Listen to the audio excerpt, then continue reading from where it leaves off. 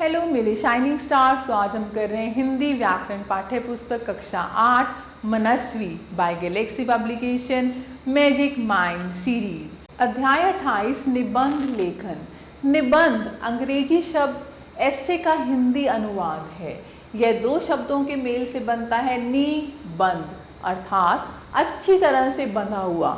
इस प्रकार निबंध उस गद्य रचना को कहते हैं जिसमें किसी विषय पर क्रमबद्ध रूप से अपने विचार प्रकट किए जा सकते हैं। निबंध के संबंध में कुछ बिंदु।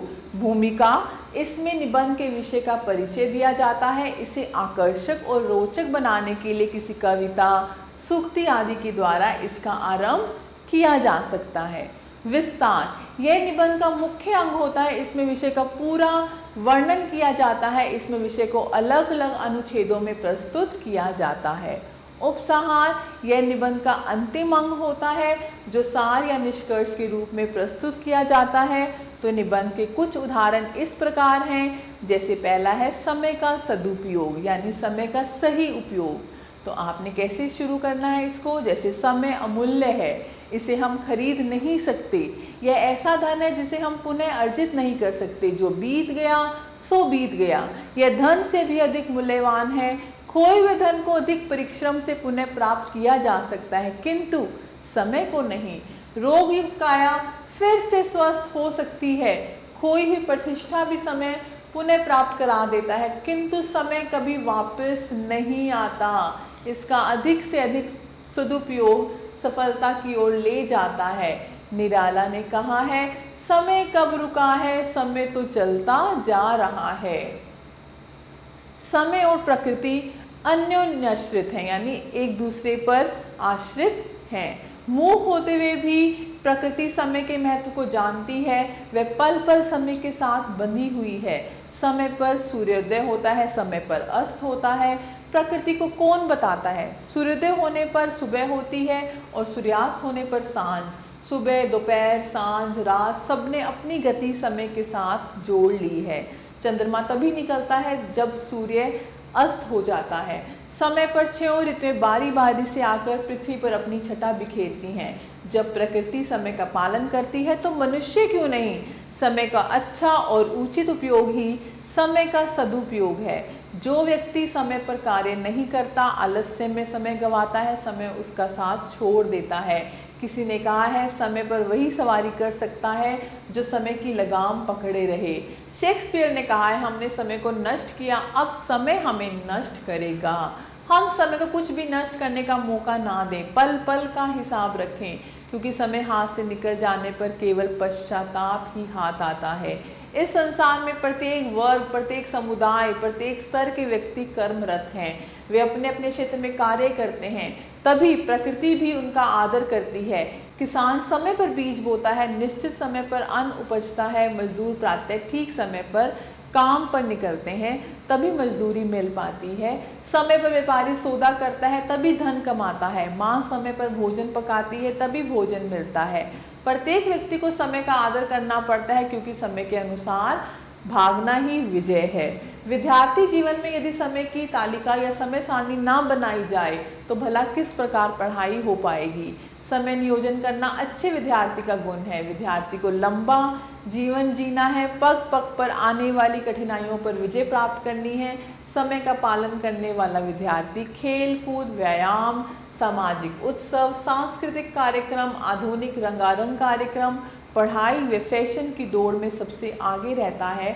डॉक्टर सैमुअल जॉनसन ने कहा है, भविष्य वर्तमान के द्वारा खरीदा जाता है, अतः हमें भी वर्तमान का सदुपयोग करना ही होगा। यह सत्य है कि सब कुछ लुटने के बाद भी भविष्य बाकी रहता है, परंतु यह भविष्य भी वर्तमान द्वारा निर्देशित होता है। हमें यह नहीं भूलना चाहिए और प्रत्येक पल का सदुपयोग करना चाहिए। ऐसे गुरु शिष्य संबंध है, जैसे गुरु बिनु ज्ञान न होई। गुरु के बिना ज्ञान कहाँ? गुरु सदा से दाता रहा है, वह ईश्वर से ऊंची पदवी पाता रहा है। कबीर का गुरु गोविंद दऊ खड़े दोहा गुरु की महत्ता का प्रतिपादन करता है। बलिहारी गुरु आपने गोविंद दियो बताए, यानी छात्र गुरु पर बलिहारी है कि उसने ही ईश्वर तक पहुंचने का मार्ग बताया। यह दुआ गुरु शिष्य संबंधों के अनुशीलन की कसौटी पर मील का पत्थर है। यह बताता है कि गुरु और शिष्य ऐसे होने चाहिए। तो ऐसे ही आप अपने विचार व्यक्त कर सकते हैं, अच्छे से लिख सकते हैं। जैसे बेरोजगारी है, इसका मतलब क्या है? रोजी रोटी का साधन अर्थात रोजगार। किसी भी देश की आर्थिक व्यवस्था की धुरी रोजगार पर निर्भर करती है। देश में रहने वाले प्रत्येक व्यक्ति को रोजगार मुहैया कराना वहाँ की सरकार का उत्तरदायित्व होता है। उसका यह दायित्व है कि प्रत्येक नागरिक अपनी आवश्यकताओं को पूर्ण करे और कम से कम देश की परिस्थिति के अनुसार रहन सहन का न्यूनतम स्तर प्राप्त करे। तो ऐसे ही आप बेरोजगारी के बारे में लिख सकते हैं। वन, पर्यावरण और हम, स्वास्थ्य और व्यायाम, आप इन दोनों का संबंध बता सकते हैं। व्यायाम करने वालों पर बुढ़ापा सहसा आक्रमण नहीं करता। यह उक्ति चरक संहिता के प्रणेता महर्षि चरक की है। उन्होंने आगे कहा है, शरीर की जो चेष्टा देह को स्थिर करने एवं उसका बल बढ़ाने वाली हो उसे व्यायाम कहते हैं। तो व्यायाम शरीर की वह क्रिया है जिसे करने से मांसपेशियां ताकतवर, त्वचा और मन प्रसन्न होता है। टॉमसन ने कहा है, आनंद का मुख्य सिद्धांत स्वास्थ्य है और स्वास्थ्य का मुख्य सिद्धांत है व्यायाम।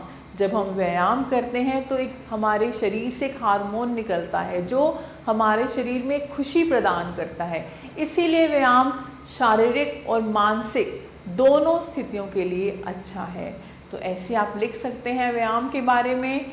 ऐसे ही परोपकार यानी दूसरों की भलाई करना कैसे लिखना है, उसमें आप कुछ दोहे लगा सकते हैं। ऐसे ही लीडरशिप है, लीडरशिप के बारे में। लीडरशिप एक ऐसा गुण है जो सभी के पास नहीं होता।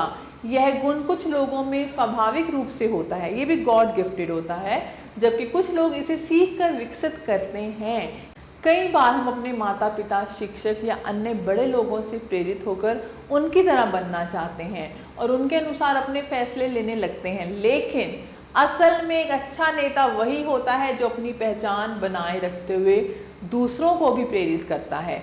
अगर आपको लगता है कि आपके पास एक अच्छा नेता बनने की सभी योग्यताएं हैं लेकिन फिर भी संदेह है, तो नीचे दिए कुछ गुण आपको यह जानने में मदद कर सकते हैं कि आप एक अच्छे नेता बनने के लिए कितने तैयार हैं। एक अच्छा नेता हमेशा दूसरों के बारे में सोचता है और उनके साथ सहानुभूति रखता है।